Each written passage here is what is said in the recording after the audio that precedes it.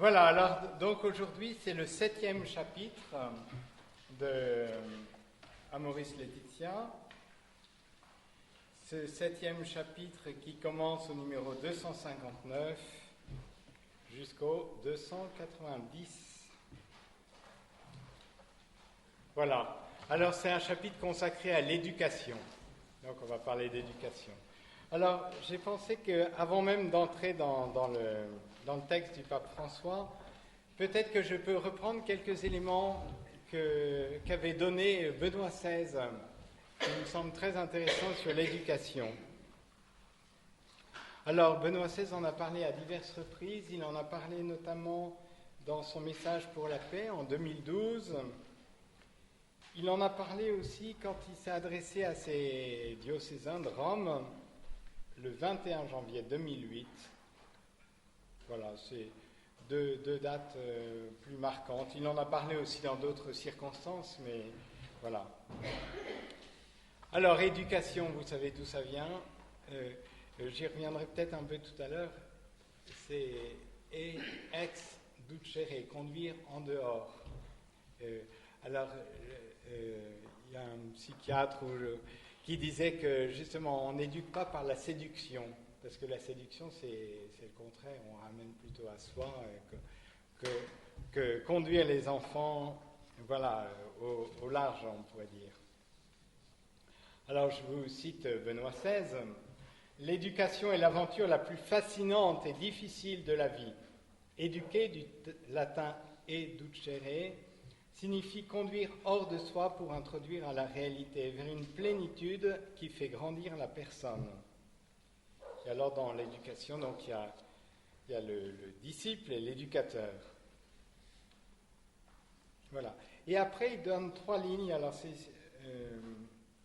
Alors, même avant de donner ces 3 lignes, donc l'éducation, enfin je crois que c'est évident pour vous, c'est pas la même chose que le dressage. Alors, quelle est la différence ?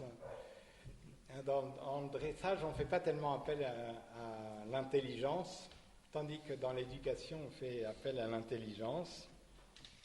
Alors, ceci dit, dans l'éducation, on pourrait l'éduquer mieux, ou le dresser mieux, le chien ici, qui a à voir, mais bon, c'est peut-être trop tard d'ailleurs. Mais n'empêche qu'il y a une partie quand même dans l'éducation où on est appelé à surmonter ses frustrations. Voilà. L'éducation aussi n'est pas la même chose que l'instruction. C'était des choses que vous savez, mais ça fait jamais. Parce que l'instruction, donc, alors cette fois-ci, à la différence du dressage, on fait appel à l'intelligence, mais l'éducation, c'est beaucoup plus large que l'intelligence. On fait appel à la volonté aussi dans l'éducation. Et l'éducation, c'est pas simplement apprendre des choses. Benoît XVI était très sensible à la question de la vérité. Donc, dans différentes situations, il a rappelé ça. Qu'est-ce que je peux vous dire ? Par exemple, dans le discours qu'il avait fait le 21 janvier 2008, chez le petit enfant, déjà, il existe un grand désir de savoir et de comprendre qui se manifeste dans ses questions et ses demandes d'explications incessantes.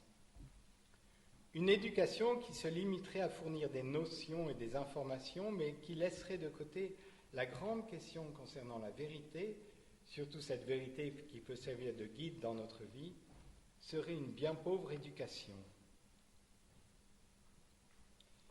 Et dans son encyclique Caritas in Veritate, sans vérité, on aboutit à une vision empirique et sceptique de la vie, incapable de s'élever au-dessus de l'agir, car inattentive à saisir les valeurs et parfois même le sens des choses qui permettraient de la juger et de l'orienter. Alors, dans l'éducation, du coup, derrière ce que dit Benoît XVI, là, c'est aussi toute une vision de la personne qu'on a dans l'éducation. Si on pense que la personne humaine, c'est surtout bien manger, bien et puis savoir beaucoup de choses, l'éducation, elle sera assez limitée. Tandis que l'éducation, ça suppose c'est vrai que l'éducation chrétienne, ça suppose une vision de la personne humaine qui est à l'image de Dieu, etc.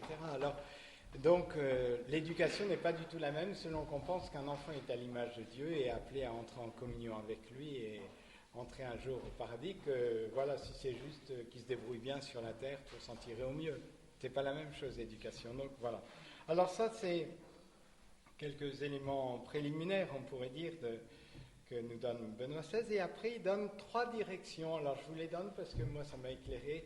3 directions fondamentales de l'action éducative. Une première direction, c'est le développement de la personne. La deuxième, ça sera plus au niveau de la sociabilité, du lien avec les autres, comme la socialisation de la personne. Et une troisième chose, c'est plus sur le sens de la vie, le but de notre vie, la finalité de notre vie. Alors la première chose, je pense que ça peut nous aider si je le donne au début, ça peut nous donner quelques repères justement dans l'éducation. Donc, d'abord, l'éducation, c'est pour aider la personne à se développer. Et développer notamment sa liberté. Pour être libre et responsable.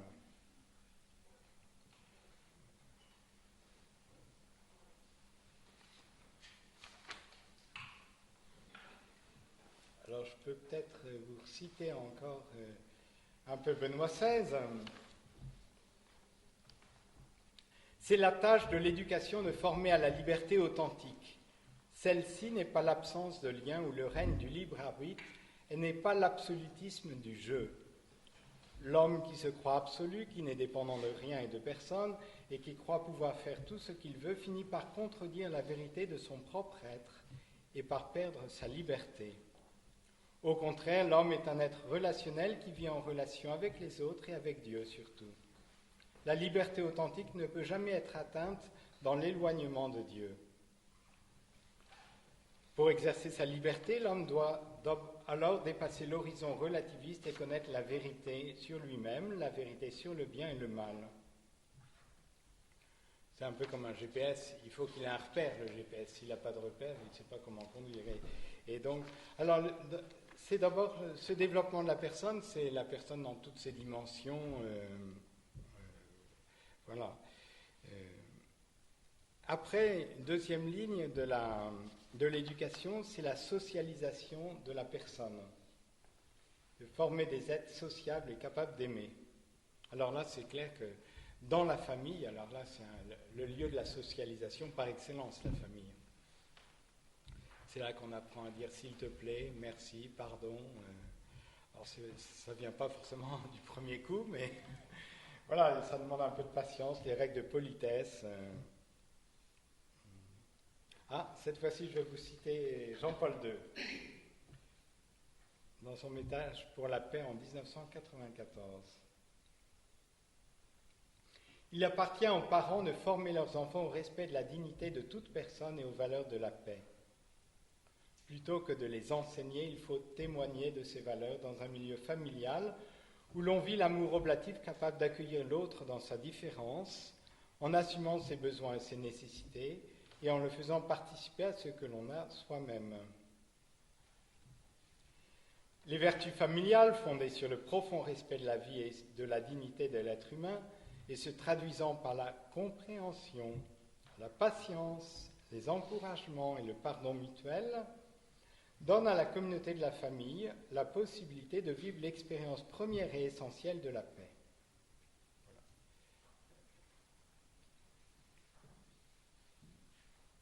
Et du coup, l'éducation donne à quelqu'un de s'intégrer harmonieusement dans la vie sociale, on voit que ceux qui n'ont pas reçu d'éducation dans leur famille, ils ont un peu de mal à s'intégrer harmonieusement dans leur milieu de travail ou dans un groupe, voilà, parce qu'ils n'ont pas forcément reçu des choses qu'on apprend dès la petite enfance. Donc, première dimension, donc, le développement de la personne. Deuxième dimension, plutôt dans ce lien avec l'autre. Et troisième dimension, dans ce lien avec l'autre, avec un grand A, avec Dieu, donc donc où on transmet des valeurs et on transmet un sens de la vie. Parce que la personne humaine, elle agit aussi avec un but. Hein, si on n'a pas de but dans notre vie, on a beau être bien éduqué et tout ça, mais voilà, il nous manque... voilà, alors ça c'est une troisième dimension de l'éducation, de transmettre des valeurs. Et transmettre la foi pour nous chrétiens. Voilà, alors maintenant, après cette introduction où je me réfère plus au pape précédent qu'au pape François, j'en viens donc au numéro 259 du pape François. Les parents influent toujours sur le développement moral de leurs enfants, en bien ou en mal. Alors qu'on le veuille ou non, si c'est pas en bien, ben, ça risque d'être en mal. Donc, il vaut mieux que ça soit en bien, en tant qu'à faire. Par conséquent, ce qui convient, c'est qu'ils acceptent cette responsabilité incontournable et l'accomplissent d'une manière consciente, enthousiaste, raisonnable et appropriée. Étant donné que cette fonction éducative des familles est si importante et qu'elle est devenue très complexe, je voudrais m'arrêter spécialement sur le point. Donc ça, c'est son introduction. Alors, je voudrais reprendre les qualificatifs qu'il donne pour cette responsabilité éducative. Donc, d'abord, qu'elle est consciente. Et que les parents aient conscience, justement, de l'importance de l'influence qu'ils exercent. Hein. Les parents influent toujours sur le développement moral de leurs enfants. Donc, deuxième chose, enthousiaste.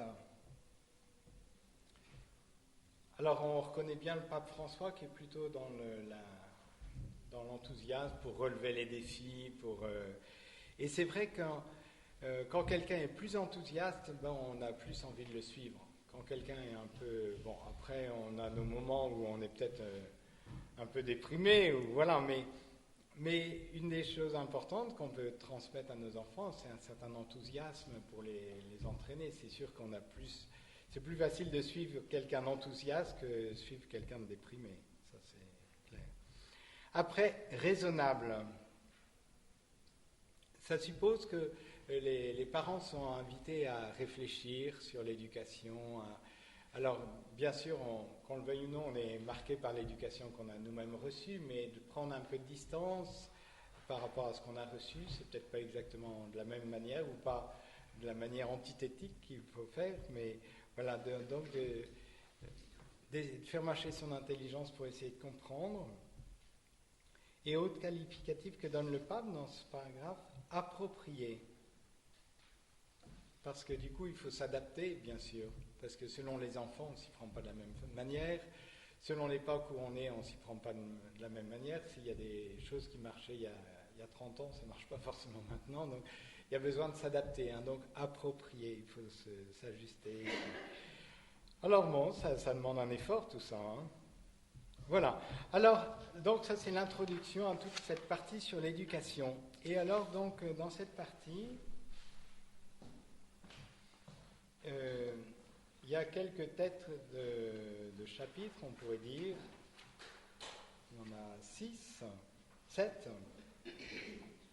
Chiffre parfait.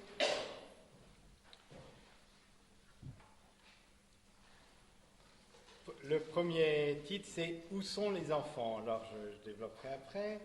Deuxième, c'est plus sur la formation morale des enfants, numéro 263 à 267.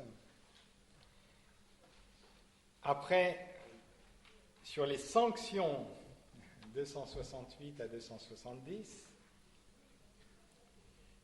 Après, sur un réalisme patient, bon, parce que il faut s'ajuster avec ce qu'on est, avec ce que sont les enfants. Bonjour.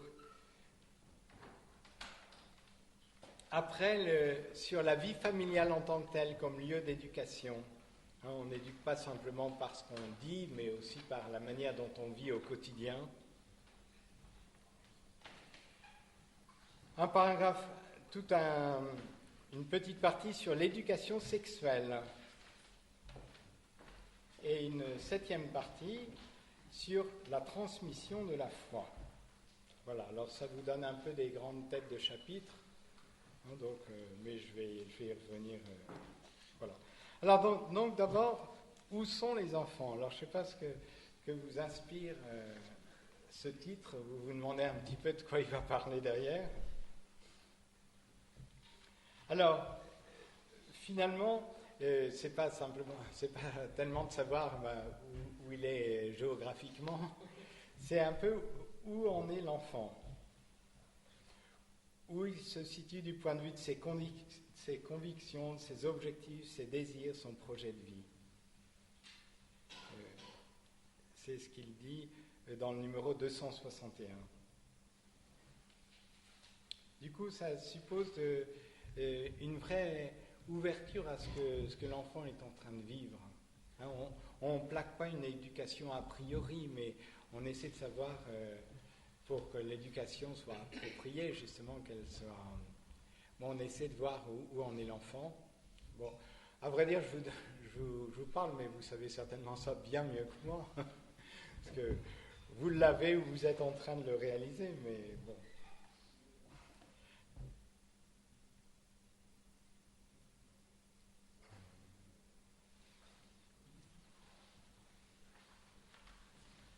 Alors, dans le numéro 260,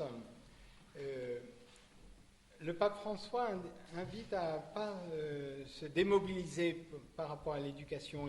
Et c'est les parents qui restent les premiers éducateurs pour leurs enfants. Et du coup, de savoir aussi à qui et à quoi on expose les enfants. Alors, par les films, l'école, enfin les amis... Enfin, après, ça dépend de l'âge, tout ça, hein, bien sûr. On s'adapte aussi en fonction de l'âge. Mais du coup, c'est quelquefois facile, surtout si on est fatigué, qu'on a des journées de travail épuisantes. Bon, on les met devant la télé et puis pendant ce temps-là, on peut faire autre chose. Mais voilà, c'est pas forcément l'idéal. Alors après, on peut choisir aussi ce qui est bon pour eux. Mais de toute façon, il dit c'est important de passer du temps avec les enfants, de créer des activités pour eux. On ne peut pas les laisser à eux-mêmes. Alors, là encore, il dit, mais il ne faut pas tomber dans la paranoïa et puis en leur faisant peur, etc. Il faut les avertir des dangers, effectivement, mais enfin, sans tomber non plus dans un autre extrême. Il faut les protéger, mais pas les surprotéger. Il faut les aider justement à la... Encore une fois, pas en leur inoculant une peur déraisonnée, mais en les rendant attentifs aux dangers. On le fait bien pour qu'ils traversent la route, voilà. Mais dans d'autres situations, bon, on leur signale le danger, mais après, il ne s'agit pas non plus de les terroriser. Puis, bien sûr. C'est aussi toute la marge de risque qu'on prend dans l'éducation.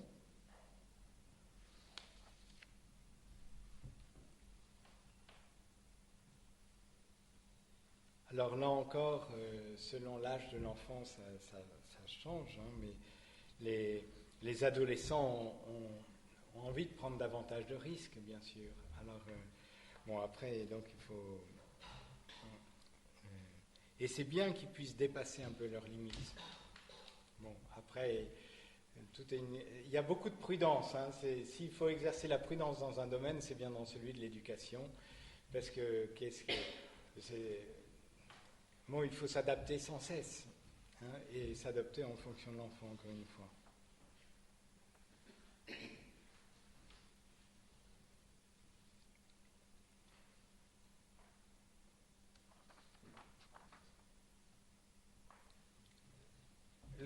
Un des buts de l'éducation, l'éducation, dit le pape, comporte la tâche de promouvoir des libertés responsables. Finalement, alors quand ils sont tout petits, bon, il y a des règles beaucoup plus claires, et puis après, au fur et à mesure qu'ils grandissent, ils doivent agir par eux-mêmes, donc petit à petit, ça ne sert à rien d'imposer des règles de l'extérieur, enfin trop de règles, il y a des règles, oui, bien sûr, Mais après, l'idéal, c'est qu'après, ce soit l'enfant lui-même qui se détermine. C'est à ça qu'on l'éduque petit à petit, à ce qu'il intègre.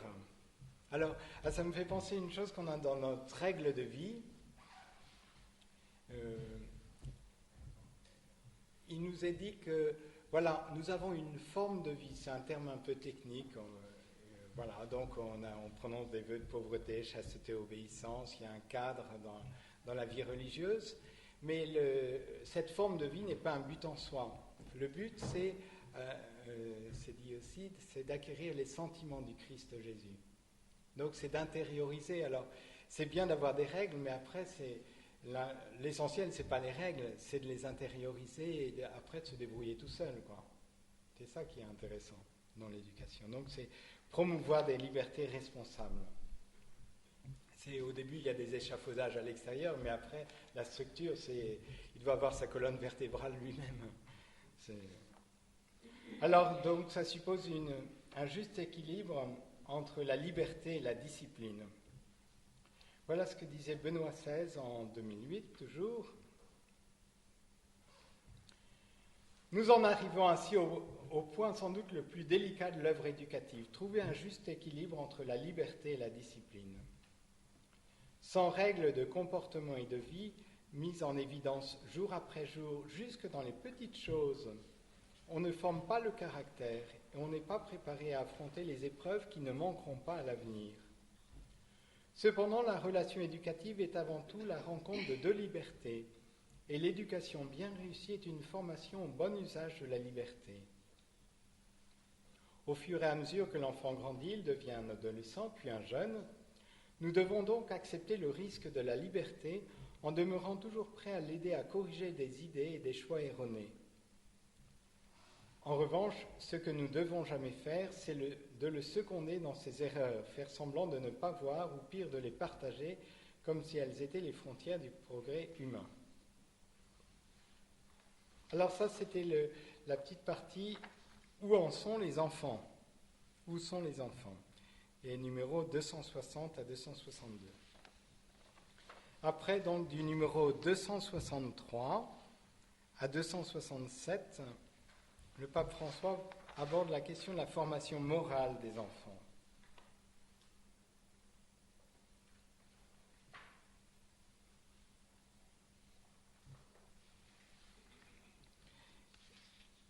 C'est important que les parents aient une autorité morale vis-à-vis de leurs enfants. Alors, cette autorité morale, elle vient notamment par leur témoignage, par une certaine cohérence de vie. Parce que, bon, en plus, les adolescents, déjà quand ils sont plus jeunes, mais les adolescents savent bien pointer le doigt sur les incohérences. Tu me demandes ça, mais toi, voilà. Je vous recite encore Benoît XVI. L'éducation ne peut donc pas se passer de cette autorité morale qui rend crédible l'exercice des rapports d'autorité. Elle est le fruit de l'expérience et de la compétence, mais s'acquiert surtout par la cohérence de sa propre vie et par l'implication personnelle, expression de l'amour véritable. L'éducateur est donc un témoin de la vérité et du bien. Certes, il est fragile lui aussi et peut se tromper, mais il cherchera toujours à être en harmonie avec sa mission.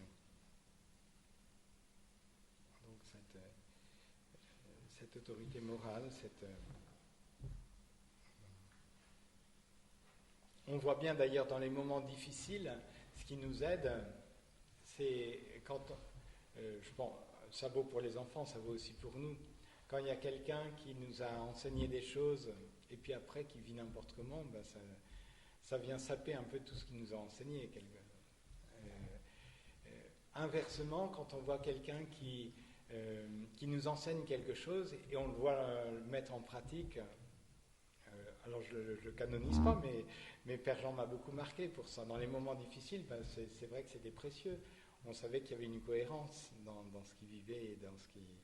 Alors du coup, dans les moments difficiles, c'est ça qu'on regardait, c'était cette cohérence. Les paroles, elles n'ont pas beaucoup de poids dans les moments un peu compliqués. Mais quand on voit la cohérence, alors là, c'est beaucoup plus fort. Et c'est un peu la même chose pour les parents vis-à-vis de leurs enfants. Bon, après, comme dit, on est fragile, on n'est pas... Voilà, on a nos défauts, Mais après, c'est se laisser aussi corriger par ses enfants.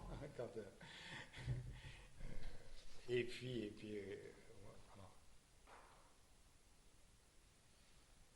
voilà. Alors,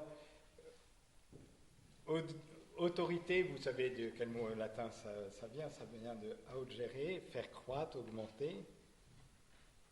Alors, et donc faire grandir et éduquer, alors on disait que c'était conduire hors de soi, mais là, une autre manière de dire, c'est conduire hors des chemins de la facilité. Éduquer. Voilà.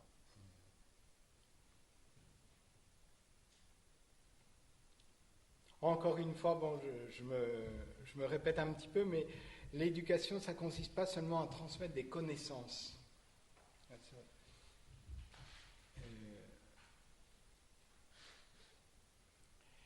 Je vois, en vie communautaire, c'est vrai aussi en vie communautaire, il ne suffit pas de dire quelque chose pour que ça fonctionne. C'est essayer de comprendre comment ça pourrait fonctionner mieux, etc. Mais dire les choses, c'est assez limité quand même l'impact de nos paroles. Dans certains cas, ça a quand même un impact, ça a un vrai impact, mais ça ne suffit pas les paroles, ça suffit de réfléchir comment s'y prendre, etc. D'ailleurs, je pense à la formation des prêtres. Je ne sais pas si vous connaissez un peu le séminaire français à Rome. Non, pas trop. Bon. Alors, il y a 2 lieux. C'est pour illustrer ce que je viens de dire. Il y a 2 lieux. Il y a le lieu où ils vont étudier à la grégorienne habituellement chez les jésuites. Donc, ils vont former leur tête. Mais après, ils ont leur vie au séminaire. Et là, il y a une communauté éducative. Et la vie au séminaire est au moins aussi importante que... Parce qu'apprendre... Connaître beaucoup de choses, c'est pas ça qui fait un bon prêtre. Vous voyez, il y a beaucoup de choses qui se passent plus dans les rapports humains, voilà, dans la manière d'exercer l'autorité, dans la manière... Donc, bon, apprendre des choses, c'est important aussi. Il ne faut pas que les prêtres soient complètement ignares. Hein. Je ne dis pas le contraire. Donc, les 2 choses sont importantes. Mais si on pourrait dire dans l'éducation pour les enfants, c'est la même chose. C'est bien qu'ils apprennent des choses, mais c'est qu'une petite partie. Il y a des gens qui savent des tas de choses, mais qui sont complètement handicapés au niveau des relations sociales, qui ne savent pas s'intégrer dans un groupe. Et il vaut mieux en savoir un peu moins, mais savoir s'intégrer dans un groupe. Hein, donc voilà. Alors du coup, ça suppose aussi cette autorité morale, je reviens à ça, que les enfants puissent faire confiance à leurs parents, que les parents aussi, souligne le pape, montrent qu'ils sont fiers de leurs enfants, sans en faire non plus des idoles.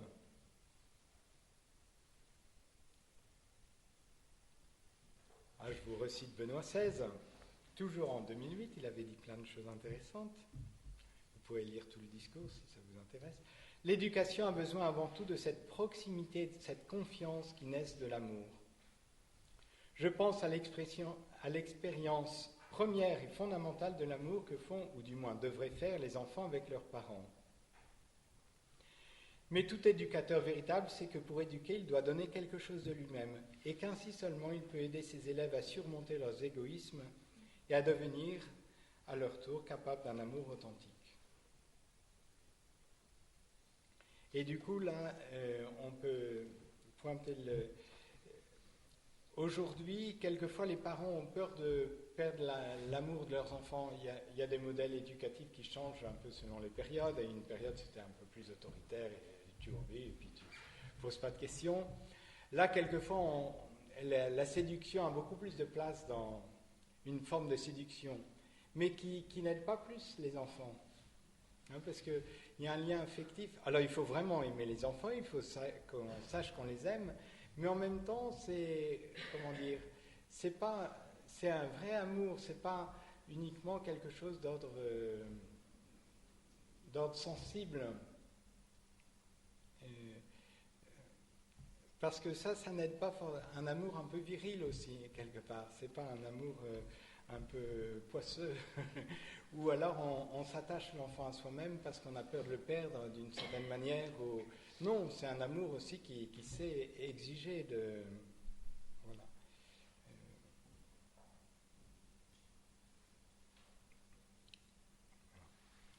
Alors, au numéro 264, il parle du développement des bonnes habitudes.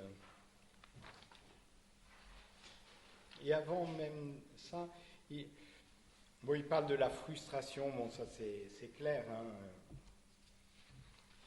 que les enfants ont besoin, et nous encore, on a besoin d'intégrer un peu ces frustrations. De toute façon, on en aura dans notre vie. Donc si on ne l'apprend pas déjà quand on est petit, ben, ça sera compliqué après. Mais apprendre la frustration, apprendre aussi l'empathie. Alors bon, il y en a qui sont plus ou moins disposés, mais sinon, si on est trop narcissique et trop centré sur soi-même, on ne perçoit pas le mal qu'on peut faire aux autres et bon. Dans ce paragraphe 264, le pape indique 3 éléments: l'éducation de la volonté, le développement des bonnes habitudes et les tendances affectives au bien. Alors, l'éducation de la volonté, alors là c'est assez jésuite. Le pape Benoît XVI insistait beaucoup sur la vérité, hein, quelque chose d'objectif en dehors de nous. Ça ne s'oppose pas, hein, mais c'est un accent qu'on met un peu plus d'un côté ou d'un autre. Le pape François insiste beaucoup plus, et il est dans la tradition jésuite, sur la volonté, sur l'éducation de la volonté. Dans le scoutisme, on éduque beaucoup à la volonté, hein. Et c'est important, et c'est quelque chose de précieux. Mais il y a besoin des deux, en fait, hein, dans l'éducation. À la fois un repère objectif qui est la vérité, et puis à la fois éduquer la volonté, c'est un peu le moteur qui nous fait marcher, qui nous fait... Alors la volonté, il ne faut peut-être pas la voir comme quelque chose... on parle de volontariste, ou à la force du poignet, on y va. La volonté, c'est pas ça, hein, dans la théologie de saint Thomas d'Aquin. La volonté, c'est une capacité d'aimer le bien. Donc ça suppose, par l'intelligence, de voir le bien, et après de tendre vers ce bien. Mais du coup, c'est pas se forcer absolument, c'est d'abord voir ce qui est bien, et donc franchir les obstacles pour atteindre ce bien. Mais ça suppose d'éduquer les enfants au courage. Alors comme on a une vie quand même beaucoup plus facile aujourd'hui, enfin du point de vue matériel en tout cas, hein, il y a d'autres points de vue où c'est pas plus simple qu'avant, mais du point de vue matériel, c'est bon, c'est plus confortable, on mange bien, grosso modo, voilà, donc on est quelquefois un peu invité à la mollesse plutôt qu'au courage. Et alors le pape insiste, voilà, il faut apprendre l'effort, ça ne se fait pas tout seul. Donc il donne 3 éléments: l'éducation de la volonté, le développement de bonnes habitudes, ce qu'on appelle la vertu.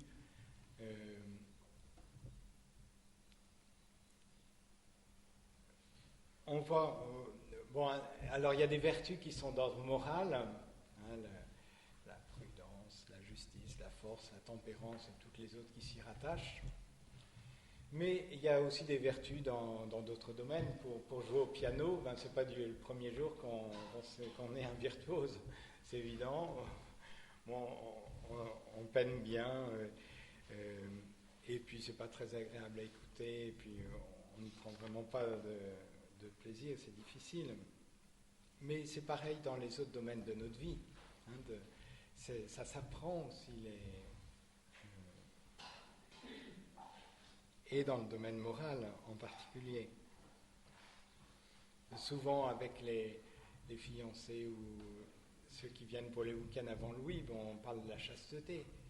Cette éducation pour apprendre une saine maîtrise de soi, parce que sinon Mais ça ne se fait pas en un jour d'intégrer notre sexualité. Voilà. Mais ça vaut dans tous les domaines de notre vie. Hein. C'est le développement de bonnes habitudes.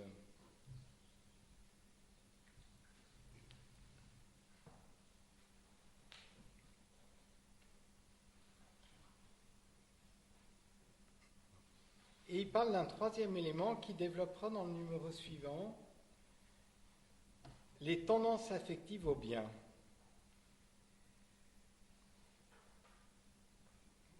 Alors ça rejoint quelque chose que j'ai été dire. À la fois il dit d'éduquer au courage, on pourrait dire, à la volonté, mais à la fois ces tendances affectives au bien, pour lui, c'est finalement voir ce qu'il y a de bon dans ce qu'on fait. Parce qu'on ne fait pas les choses parce qu'il faut les faire, mais parce que ça nous semble bien. Et du coup, c'est toujours important aussi de montrer aux enfants en quoi ce qu'on leur demande est bon. Et alors, le pape François invite à rendre les choses désirables. Parce que si on ne voit pas les choses comme désirables, on a un peu de mal à renoncer au principe du plaisir. On fait le plaisir immédiat, mais quand c'est un bien un peu plus lointain, prendre un médicament qui n'est pas très bon, par exemple, on le fait parce qu'on y voit un bien. Mais sur le coup, c'est pas très agréable, et puis voilà. Mais si on ne voit pas le bien que ça représente, on n'a aucune envie de le prendre, quoi. Hein, donc, dans l'éducation, on montre des biens quand même qui sont plus grands, mais peut-être moins immédiats et moins faciles. Et si c'est important, peut-être encore plus à notre époque, de montrer qu'il y a des normes, mais que ces normes, de montrer le bien qu'elles représentent, ces normes. Parce qu'on a un peu de mal quand on ne voit pas pourquoi faire les choses. Et du coup, ça suppose de voir les choses de façon un peu concrète. Alors peut-être justement un petit mot sur les efforts, etc., puisqu'on est en temps de carême. Ah, vous avez commencé à faire plein d'efforts? Oui. Alors bon, pour donner le goût de l'effort à un enfant, on peut leur montrer qu'on est fier quand ils ont réussi certaines choses qui étaient difficiles, etc. Enfin, il y a différentes manières dont on les aide à se donner un objectif et y répondre. Mais pour nous, on a du mal pour faire des efforts, il me semble qu'il y a quelques éléments qu'il faut avoir à l'esprit, peut-être. Déjà, c'est de pas prendre la première idée qui nous vient à l'esprit, mais d'abord la mûrir un peu, cette idée. Si on ne mûrit pas trop cette idée, l'effort il risque de ne pas durer très très longtemps. Mais de voir combien c'est bien pour nous, combien c'est une chose importante de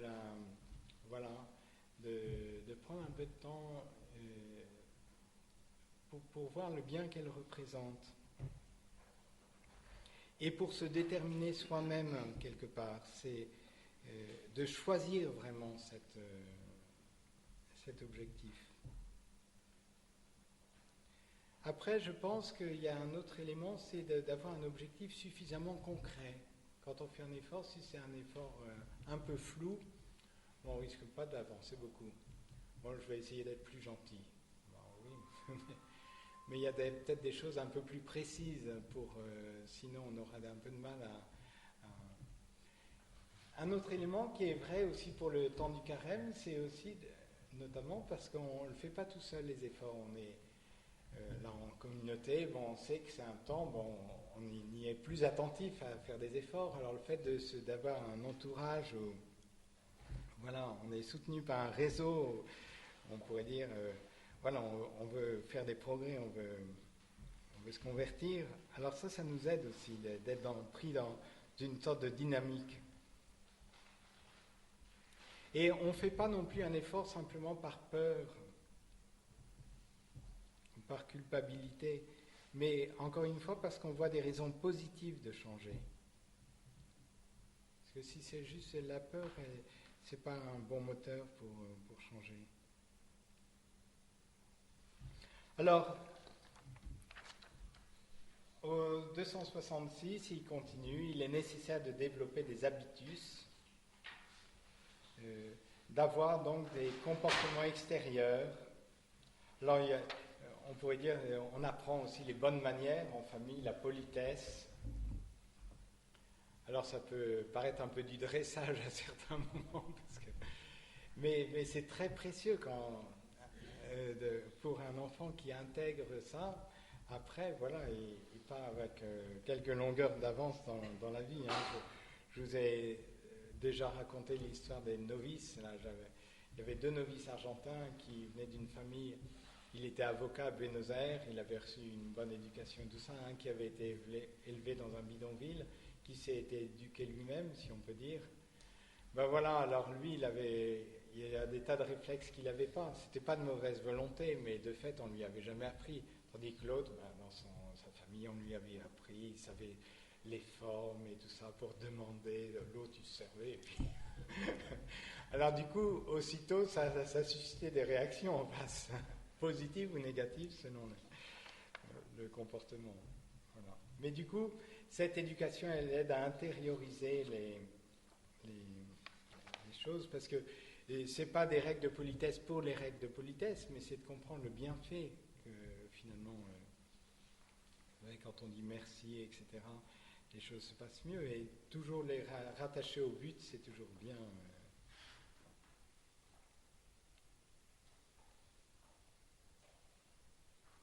Alors, au numéro 267, le pape François dit que l'éducation morale est une formation à la liberté à travers des propositions, des motivations, des applications pratiques, des stimulations, des récompenses, des exemples, des modèles, des symboles, des réflexions, des exhortations, des révisions de la façon d'agir et des dialogues. Alors là, ça fait quand même un bon morceau, donc je crois qu'on le verra plutôt cet après-midi.